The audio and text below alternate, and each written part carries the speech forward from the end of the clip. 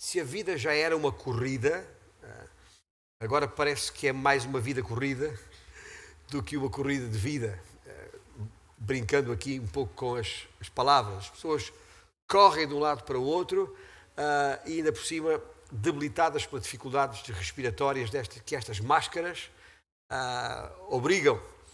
E na verdade, quando pensamos em corrida, e é nessa tónica que temos estado nas últimas semanas, se recordam, a semana passada, a partir de Hebreus 12, falámos precisamente, e o desafio foi precisamente este, de correr sem parar, corramos sem parar. E de facto, estamos numa corrida. Agora, a questão não é se estamos ou não estamos numa corrida, isso parece-me pacífico e toda a gente sabe disso. O que é importante nós pararmos para pensar é o que é que nos faz correr.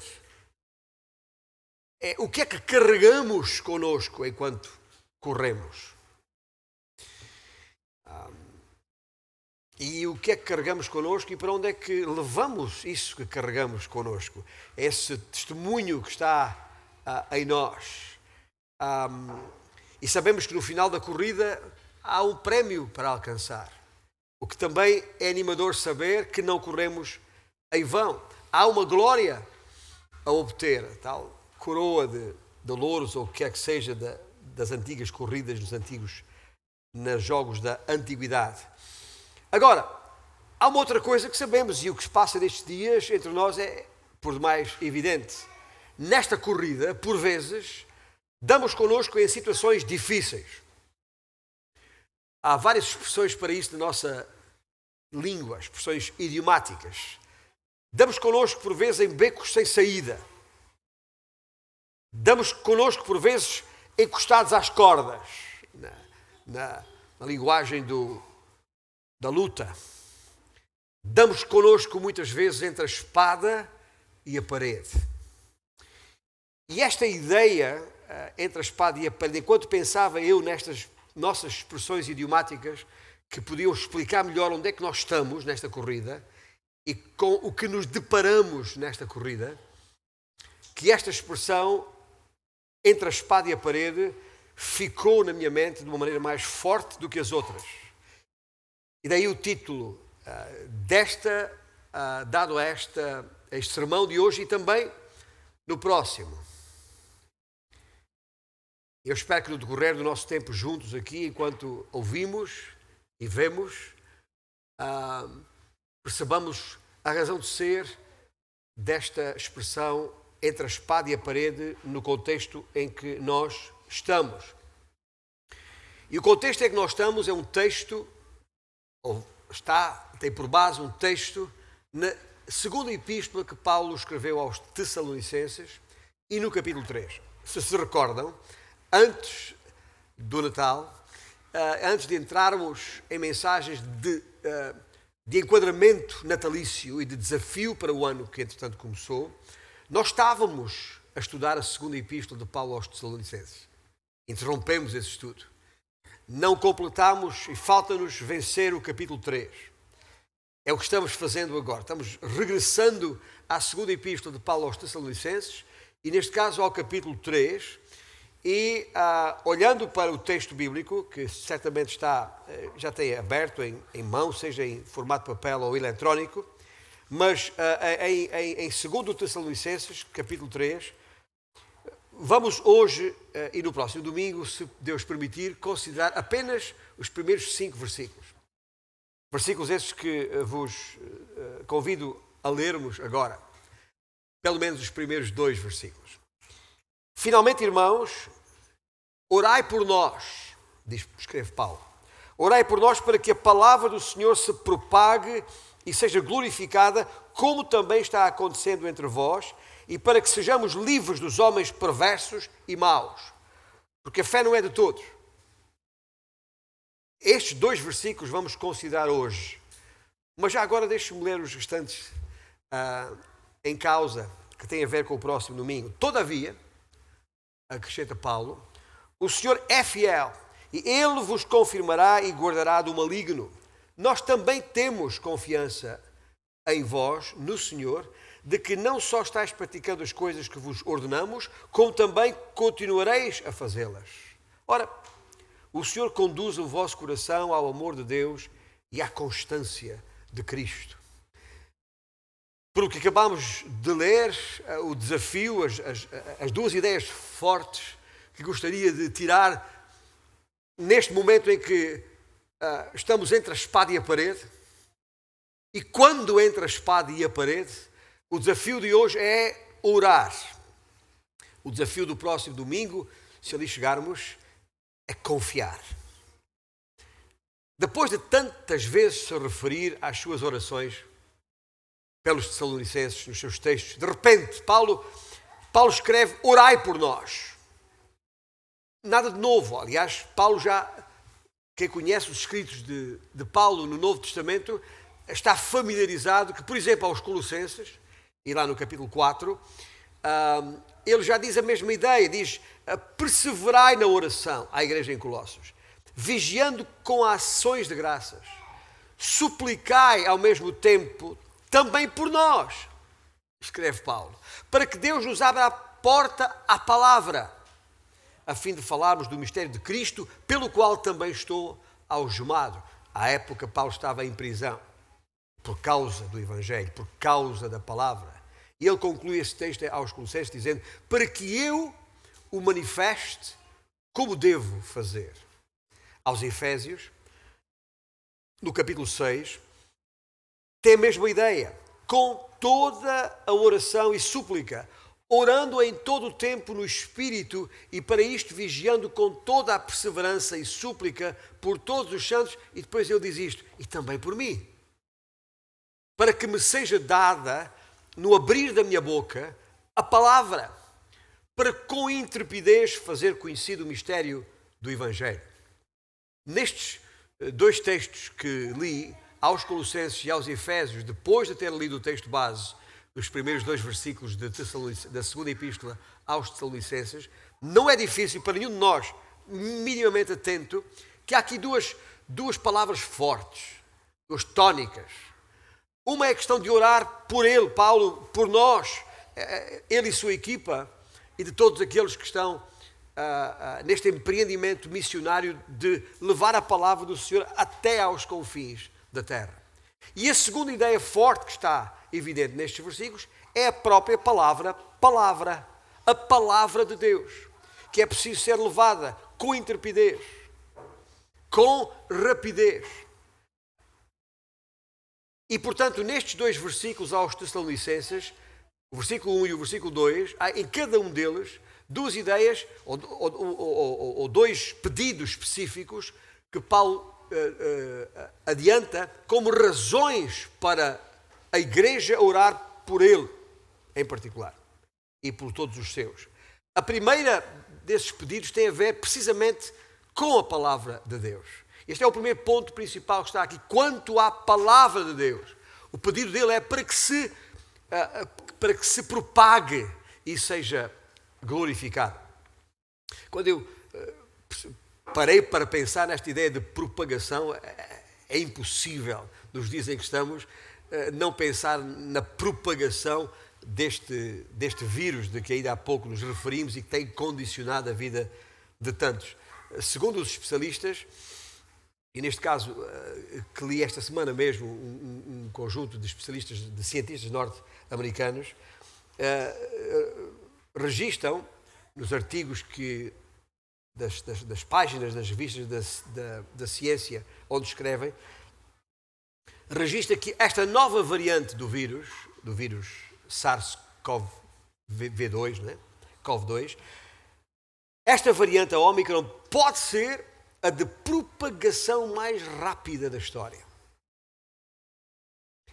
Esta variante, chamada Omicron, detectada há pouco mais de um mês na África do Sul, já é considerada como a que tem a propagação mais rápida da história. E segundo esses especialistas, este vírus, esta variante do vírus, conquistou o planeta inteiro em apenas um mês. É mais forte do que o vírus do sarampo. Só para dar um exemplo, adiantam estes especialistas, por exemplo, com alguns números interessantes. Um infectado com sarampo provoca 15 infecções em 12 dias. Um infectado com o Omicron provoca 260 infecções no mesmo período.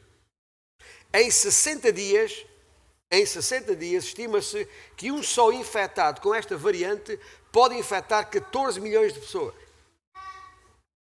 Uau! Ora, por que é que eu estou a falar isto? Porque estamos com medo da Omicron? Não, temos medo da Omicron. E sabemos muito bem, pela graça de Deus, pelo menos no nosso contexto, que este galopante aumento do número de infecções não é tão grave como um índice de contaminação muito menor que tínhamos em 2020, por exemplo, dado que a maior parte da população está vacinada. Mais gente infectada não significa mais problemas de saúde, não significa mais internamentos, obviamente, e nem sequer mais mortes. Por isso não há razão para estarmos agora mais assustados, nem com receios disto. Mas é interessante, eu estou a referir isto mais por causa desta velocidade de propagação. Porque, na verdade, é um bocado isto que o apóstolo Paulo está a tentar dizer aqui. Escuta, nós precisamos que a palavra do Senhor se propague, acrescento eu, não Paulo, ainda mais rapidamente do que a variante do Omicron. Que possa infectar milhões de pessoas e chegue aos confins da terra o mais rapidamente possível. E para isso é que eu peço as vossas orações. É verdade que temos orado pelos doentes e aqueles que estão a sofrer por razões sanitárias. Mas o desafio do apóstolo Paulo aqui, pela palavra do nosso Deus, é muito maior do que isso e tem a ver com a propagação, não de um vírus, qualquer que seja a sua variante, mas a propagação da palavra de Deus. Quem está familiarizado, e como a igreja está, porque ainda não há muito tempo estudámos a epístola aos Efésios, se recordam que lá pelo capítulo 6 de Efésios, especificamente nos versículos 17 e 18, não precisa abrir lá, mas podemos ler, porque naquele contexto da chamada armadura de Deus, em que o apóstolo nos exorta a tomarmos toda a armadura de Deus, no versículo 17 e 18 ele escreveu isto: tomai também o capacete da salvação e a espada do Espírito, que é a palavra de Deus. E depois diz, com toda a oração e súplica, orando em todo o tempo no Espírito, e para isto vigiando com toda a perseverança e súplica por todos os santos e também por mim, escreveu Paulo, para que me seja dada no abrir da minha boca a palavra, como há pouco referi, com intrepidez fazer conhecido o mistério do Evangelho. A razão porque agora vos trouxe o texto completo em Efésios 6, neste contexto, é porque se perceberam bem, se notaram bem, outra vez a palavra espada aparece, com referência à palavra. Ou seja, diretamente associado à espada e à palavra e aos seus efeitos, de novo o apóstolo sublinha a importância da oração. Que isto tem que estar envolvido em oração, que tem que estar associado em oração em todo o tempo. Ou seja, quase me apetece dizer, parece que Deus colocou a sua palavra nas mãos da oração. Não estou com isso a dizer, evidentemente, que a oração é a fonte da eficácia desse poder, porque a fonte continua a ser o Senhor, Ele mesmo, obviamente, e o seu Santo Espírito. Mas é como, eu li isto a alguns, não sei aonde, é uma expressão que chamou a minha atenção num livro que li, num comentário que li a este texto.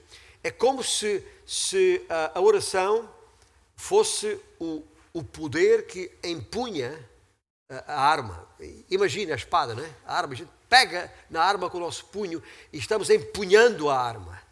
E eu acho que o que Paulo está a querer dizer aqui é que o poder que empunha a arma não é a nossa mão em si mesma, mas a oração.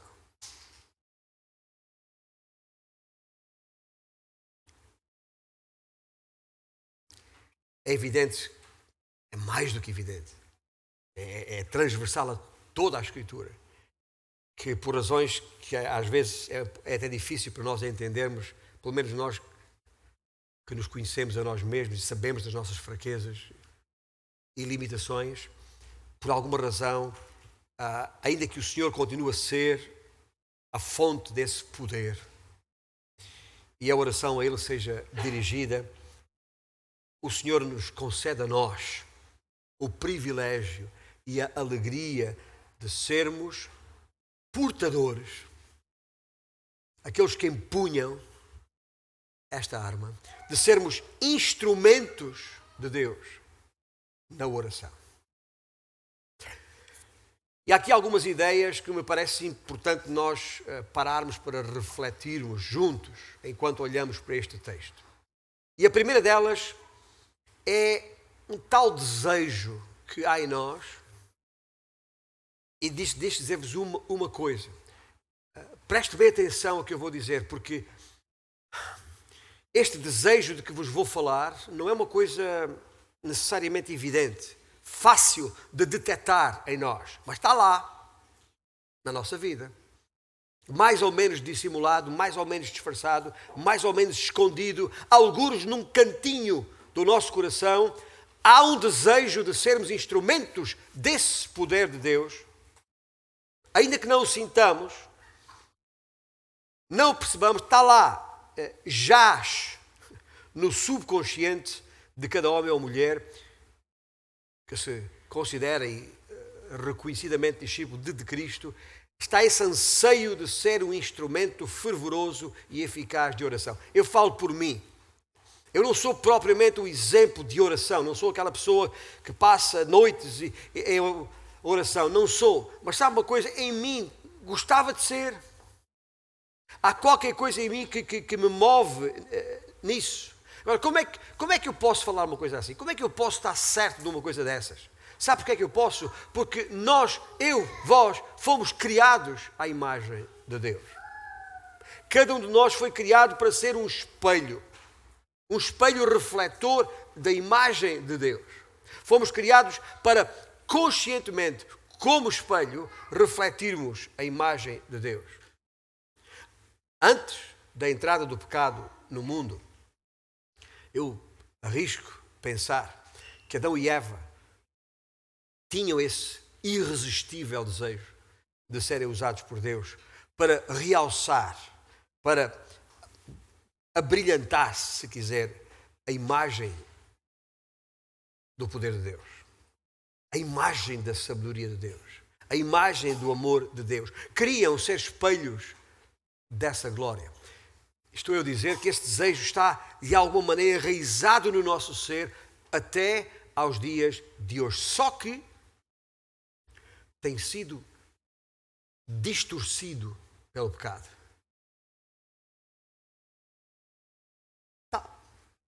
Tal como se pode distorcer as palavras de alguém, alterando o sentido, não as reproduzindo tal como foram pronunciadas, do mesmo modo podemos distorcer, alterar, deformar a imagem que refletimos.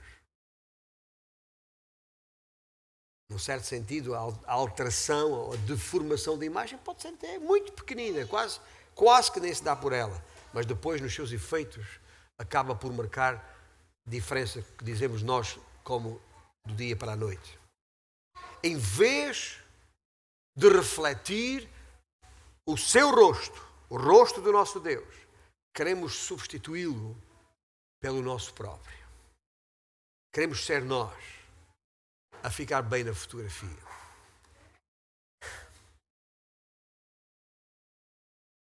Mesmo que para tal tenhamos que deformar um pouco a imagem do Senhor Deus.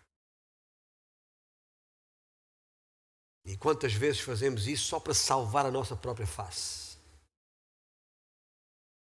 E para salvar a nossa própria face, acabamos por prejudicar a face do Senhor. Ouça bem, eu sei que eu reconheço que esta conversa agora à volta de espelhos pode estar a causar alguma confusão na sua mente, mas procura entender o que eu estou a tentar transmitir para percebermos esse mesmo contexto na palavra de Deus. A glória de um espelho, por assim dizer, está em virar-se ou virar a sua face para a luz e deixar que essa luz brilhe. É aí que está a glória de um espelho. É para isso que os espelhos foram concebidos. Bem? Um espelho numa sala escura não tem utilidade nenhuma.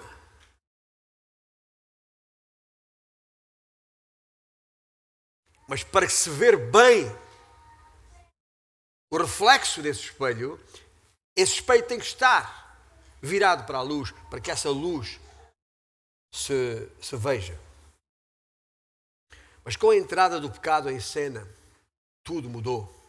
Estes espelhos que somos nós, homens e mulheres, passaram a querer refletir-se a si mesmos. Sermos nós mesmos a fonte de luz, como se tivéssemos luz própria. E fizemos o quê? Pegámos no espelho e virámos a posição do espelho para a nossa própria face.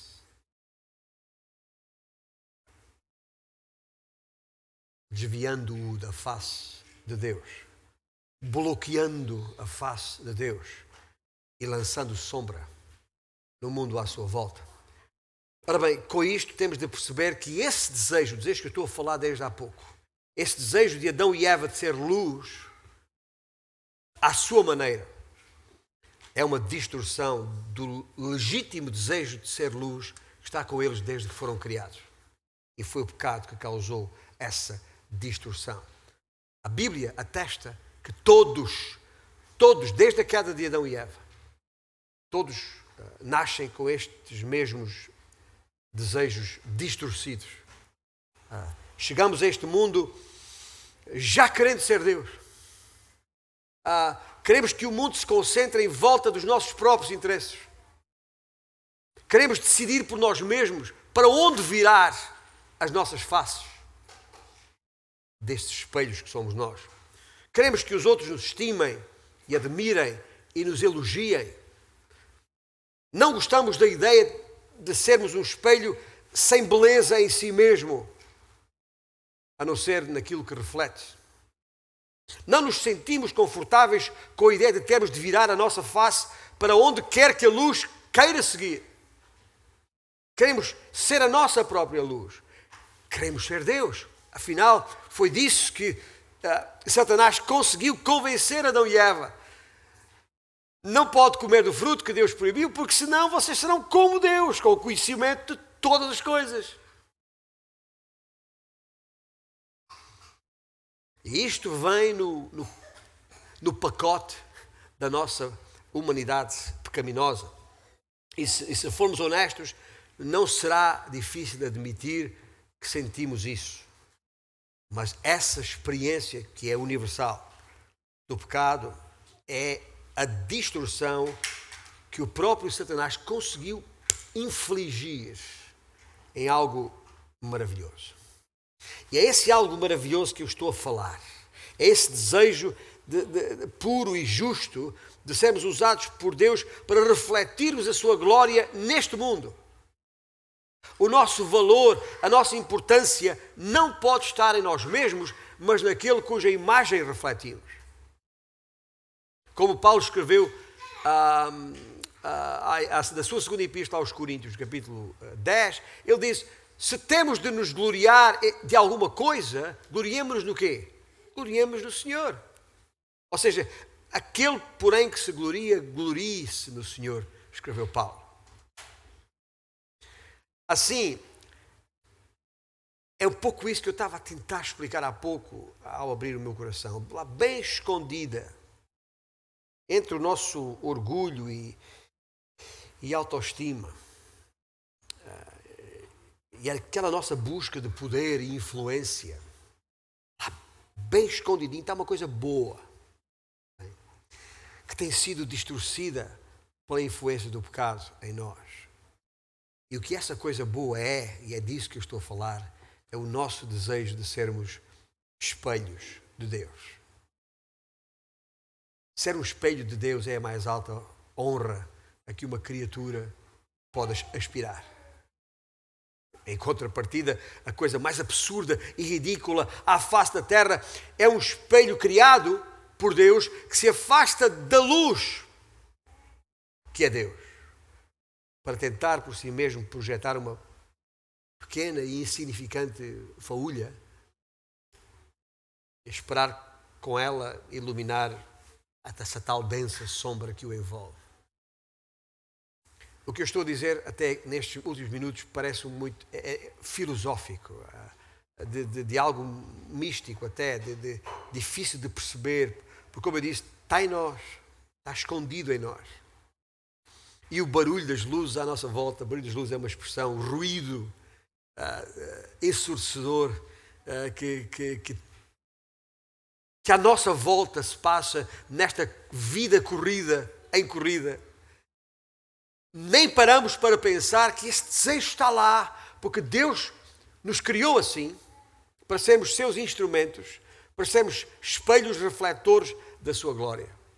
Mas por esta altura e depois do que eu disse nestes últimos minutos, alguns já estão a perguntar, mas espera aí, mas o que é que isto tem a ver com a oração?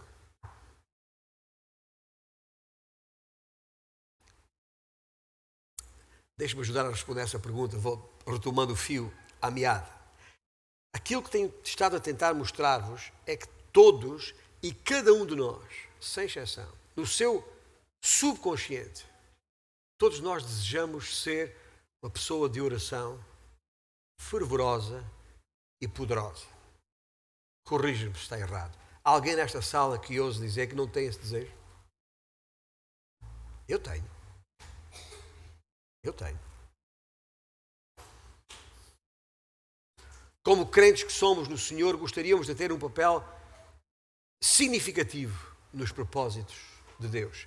Queremos ser seus instrumentos para levarmos a cabo algo que verdadeiramente vale a pena.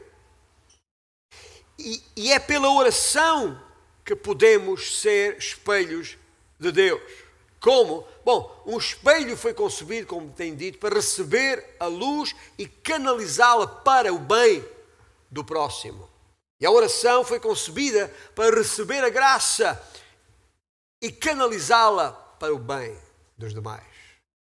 É esta a ideia. O valor do espelho não está em si mesmo, mas no seu potencial de permitir que algo mais seja visto. É aí que está o valor do espelho. E assim o valor da oração não está em si mesma, mas no seu potencial de permitir que o poder e a beleza do Senhor seja vista. É nesse sentido que nós somos espelhos. É nesse sentido que a oração é instrumento. Um espelho é totalmente dependente da fonte de luz exterior a si mesmo. Faz-me lembrar sabe a postura que uma criança normal tem, que é totalmente dependente dos recursos e dos cuidados do seu pai, dos seus pais? Assim a oração é evidência em nós de que somos totalmente dependentes dos recursos do nosso Pai Celestial. É neste sentido que gostaria que percebêssemos isto. A oração é o meio através do qual refletimos Deus. E se esta tese estiver certa, então mesmo que não o sintamos, mesmo que isso não esteja muito claro em nós, há em nós um profundo desejo de sermos homens e mulheres de oração. Oração fervorosa e eficaz nos seus efeitos. E por isso eu oro para que Deus use esta reflexão que estamos a fazer aqui e agora para vos ajudar a trazer esse desejo à superfície, tirá-lo desse lugarzinho escondido, algures, no mais profundo do nosso ser e trazê-lo à superfície para que se torne algo irresistível, desde já, ainda no romper os primeiros dias deste ano de 2022. Portanto, inequivocamente, digo eu, há este desejo em nós de sermos espelhos de Deus na oração. Porém, há algo mais aqui que eu gostaria de sublinhar. Porque o versículo que acabámos de ler aos Tessalonicenses, já agora vamos relê-lo, Paulo diz, finalmente, irmãos, orai por nós para que a palavra do Senhor se propague e seja glorificada. Lembra-se que estamos a falar há muito, a usar esta metáfora da corrida? E quando se corre, quer-se correr todo o percurso o mais rapidamente possível e o mais eficazmente possível. Para quê? Para chegar em primeiro, para ganhar, para triunfar. E o que entendo que neste versículo aqui, o que Paulo está a tentar dizer à igreja em Tessalónica e à nossa igreja aqui, por consequência, é que o triunfo da palavra de Deus, que percorre a face da terra, porque é suposto ser divulgada, propagada. O que Paulo está a tentar dizer aqui é que o triunfo da palavra de Deus está na oração. Eu já vou adiantar algumas notas em relação a isto. Porque a doutrina que me parece estar subjacente a isto é muito simples, é muito clara e traduz-se numa pequena frase. O que eu entendo que o Senhor está a dizer aqui à igreja é que a palavra, ou melhor, através da oração, a palavra do Senhor vence obstáculos e alcança vitória. É basicamente isto. Se é resumir toda esta doutrina que eu percebo aqui numa frase, é que através da oração a palavra do Senhor vence obstáculos e alcança vitória gloriosa. Se é que alguma vitória não é gloriosa. A palavra do Senhor surge aqui como se ela mesma fosse um atleta correndo para obter o prémio da glória. Porque está escrito neste versículo que acabámos de ler, que a palavra do Senhor se propague e seja glorificada. Como também está acontecendo entre vós. A palavra do Senhor corre nas pistas deste mundo, concorrendo com adversários, outros atletas, ao seu lado. A palavra corre ao lado de filosofias, a palavra de Deus corre ao lado de teorias, a palavra de Deus corre ao lado de cosmovisões ou mundivisões várias. Um dia destes, no final da corrida, todos saberão quem ganhou. E nós sabemos de antemão, a palavra do Senhor triunfará. A palavra do Senhor prevalecerá.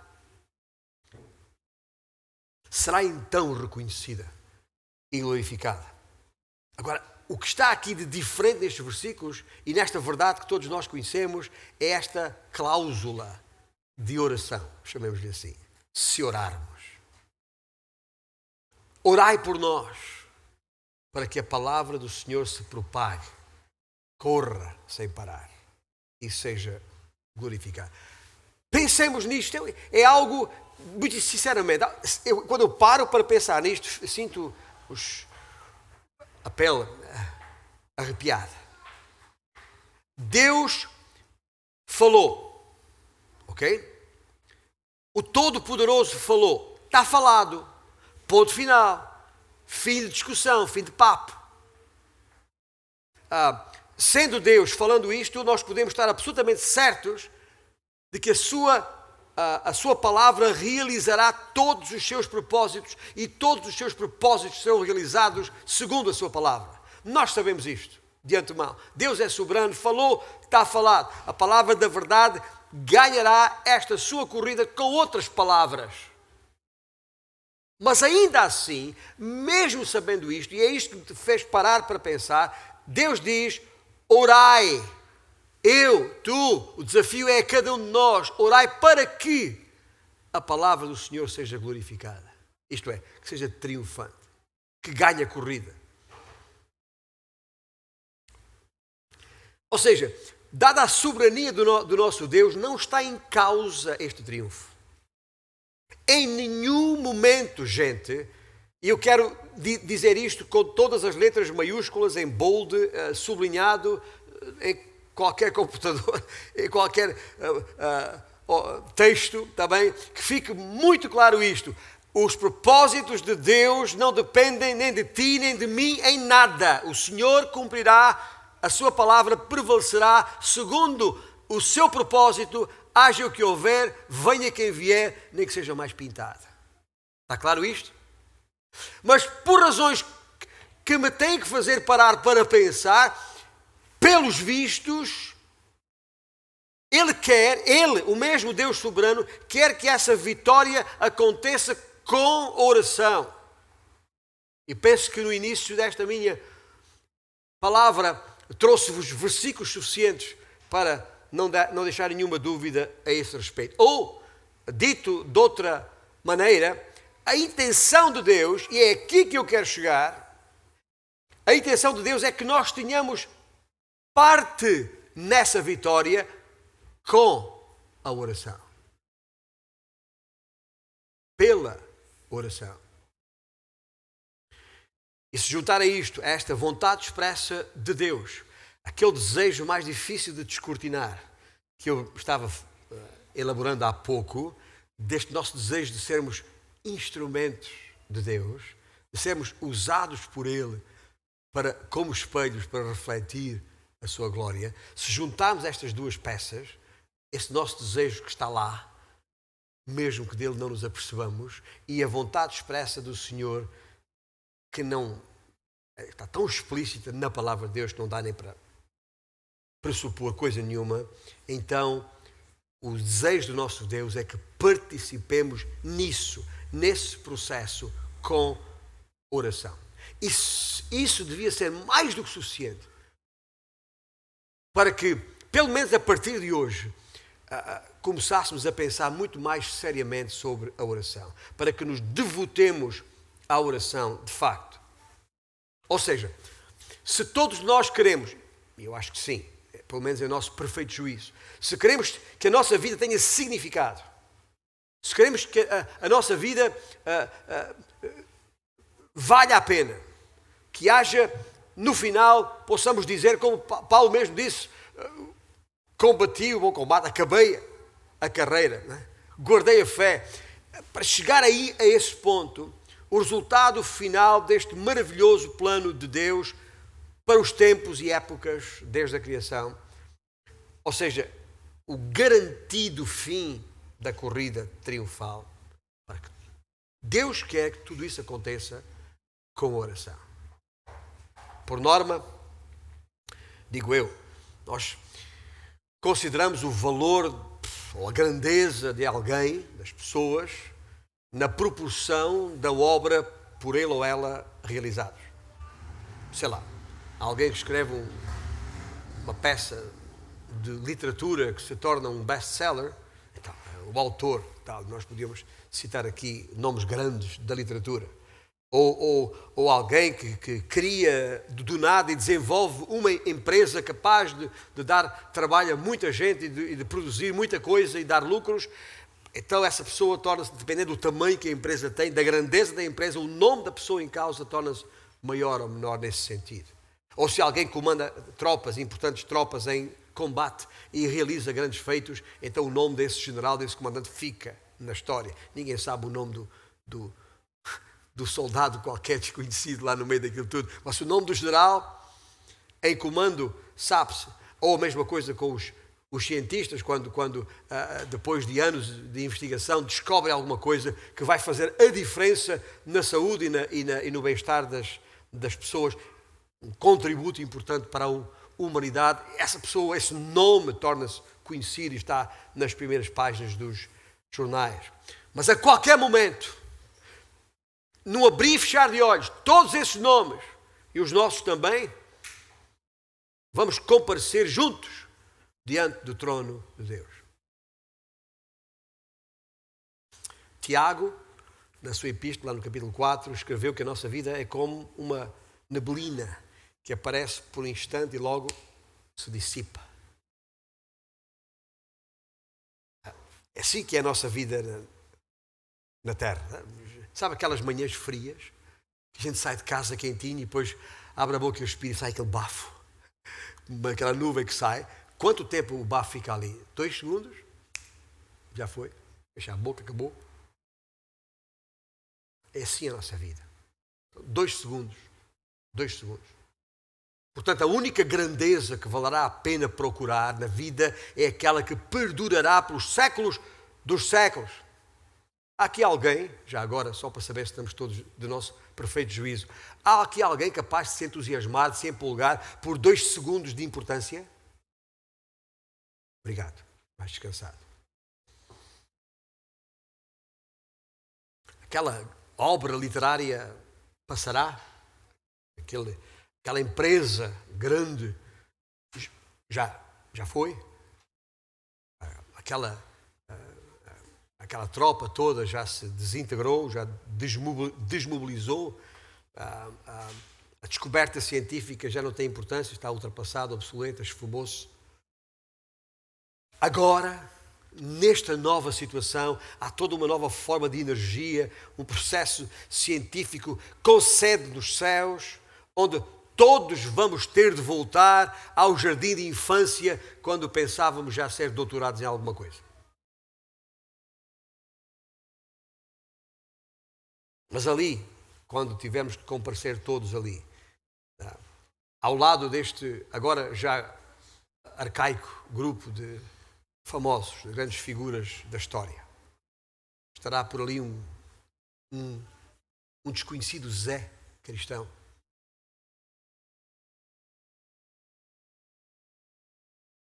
Que ao longo de toda a sua vida, sei que os jornais soubessem, sei que a comunidade soubesse, reservou 30 minutos por dia de joelhos, orando, para que a palavra do Senhor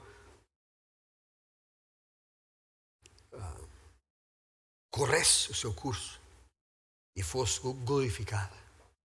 Ainda ontem, próximo de Lisboa, estive numa cerimónia de homenagem a um homem de Deus que partiu e que tive o privilégio de conhecer desde os meus 14 anos de idade, bem mais velho do que eu, já muito próximo dos 90 anos que ele tem hoje, tinha. Um homem que fez muita coisa. Eu quando penso nele, quando penso em Fernando Marques de Jesus, seu nome, lembro de todas as organizações que ele liderou, que ele fundou no meio evangélico em Portugal, do seu zelo pela obra do Senhor, da sua maneira de estar e trabalhar, de quantas vidas levou a Cristo, algumas ao meu lado e eu ao lado dele, aprendendo com ele. Um homem que eu lembro não era um homem perfeito, como nenhum de nós é, mas alguém que deixou obra. Mesmo no meio evangélico nacional e internacional, fez parte daquela conhecida direção da Aliança Evangélica que liderou todo o processo da nova lei da liberdade religiosa, juntamente com o Dr. José Bravo e o irmão Rui Santos, esses três. Um homem que em termos de nome, é conhecido. Eu tive o privilégio de o conhecer mais pela amizade com os seus filhos, que esses sim são da minha idade, e que passava muito tempo lá em casa dele, na rua José Alvarez, ali junto ao estádio do Belenenses, em Lisboa. Mas ontem, no testemunho dos seus filhos, da sua filha Marta, quando ela falou, ela disse uma coisa que eu não sabia a respeito deste irmão. Falou: o meu pai, na sua mesa lá em casa, tinha sobre a mesa um enorme painel com fotografias de homens e mulheres de Deus. E eu sei que a minha estava lá. E todos os dias de manhã era a primeira coisa que fazia, ia orar por cada uma daquelas pessoas, os nomes que está ali.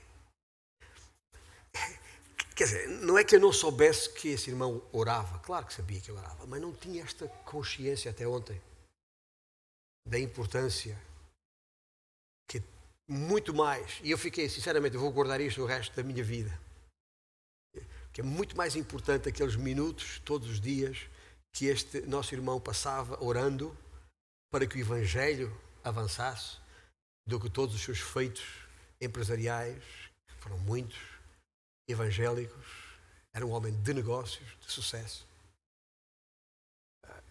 E tudo isso passará. Mas o que vai ficar em meu coração é este testemunho da sua filha, lá em casa. Os filhos sabem. E isso ficará.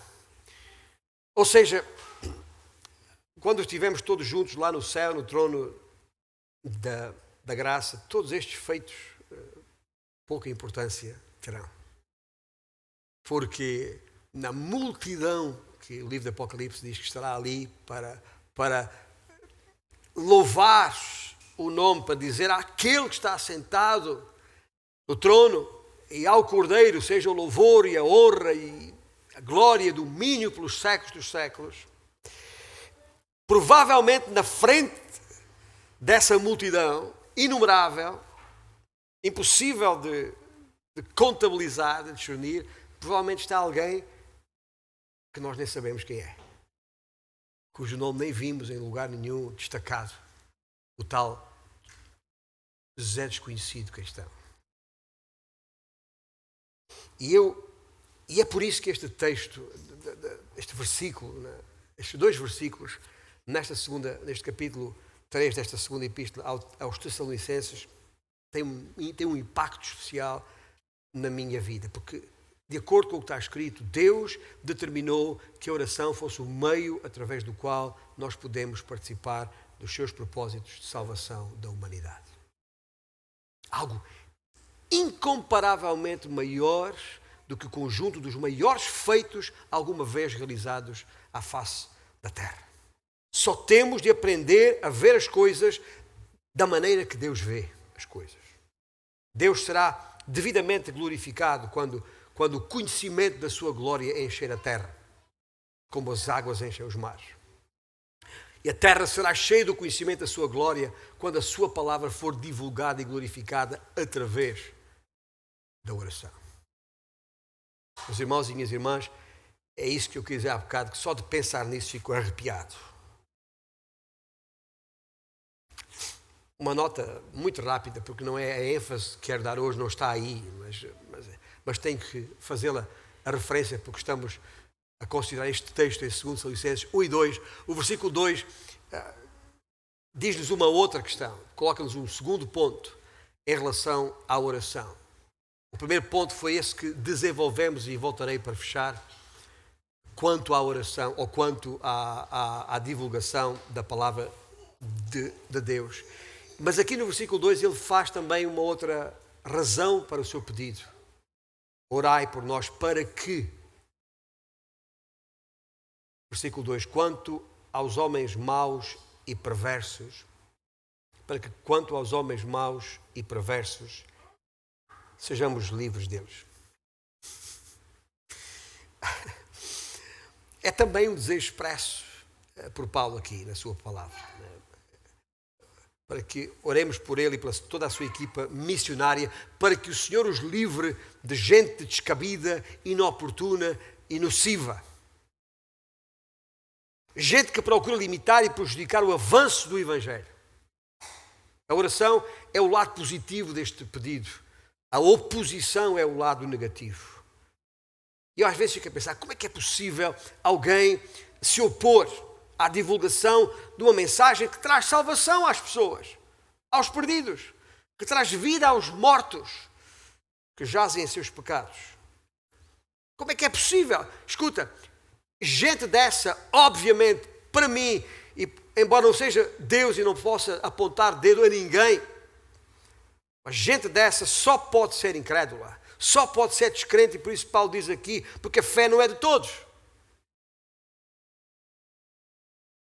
E naqueles dias, quando Paulo escreve estas palavras, estando em Corinto, e de acordo com o que está registado no livro de Atos, capítulo 18, Paulo estava a sentir na pele esse tipo de oposição. E precisamente da parte de gente que falava em nome de Deus, os judeus. Mas obviamente incrédulos. Eu tenho que vos confessar, tendo em conta os quase 45 anos que levo de ministério aqui nos confins. Eu digo 45 anos porque foi precisamente o dia que saí da minha casa para servir o Senhor, vim para Lisboa e vim para o escritório, juntar-me a uma equipa missionária debaixo do lema Alcançando a Juventude Portuguesa para Cristo. No escritório precisamente alugado por este homem que faleceu agora, de que vos falei há pouco. Vai fazer em novembro deste ano 45 anos.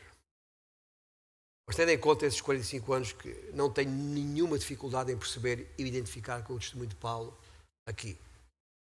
A maior parte da oposição que tenho visto e sentido na pele contra o progresso do Evangelho tem sido de dentro da igreja. Mais do que de qualquer outro lado. Nunca fui atacado na minha ação, não falo em relação à minha pessoa, as pessoas são diferentes, gostamos mais de umas do que de outras, mas em relação à obra, ao trabalho que está sendo feito. Nunca fui atacado por ladrões e salteadores, nem por autoridades civis ou militares, nem por associações corruptas ou mafiosas, pelo menos que me apercebesse. Mas tenho recebido fortíssimos ataques de dentro de instituições que consideramos como parte da igreja ou a ela associadas. E é isto que eu queria dizer em relação a este versículo 2, sem me alongar muito mais. Para fechar, voltando ao tema da oração. Em conclusão, quero deixar-vos um desafio nesta manhã. Um desafio, obviamente, à oração. No romper de 2022, porque ainda estamos no adro desta procissão, passo a expressão, queremos dar ênfase à oração. Na IBA, na Igreja Antioquia aqui, o ministério da palavra terá de correr sem parar. Mas para tal, e a fim de permanecermos firmes e fiéis na sua divulgação e na sua glorificação na vitória final, as nossas orações são imprescindíveis. Tudo o que tem valor e significado eterno advém da palavra e da oração. Pelo que eu vos deixo um desafio que aqui eu próprio subscrevo desde já.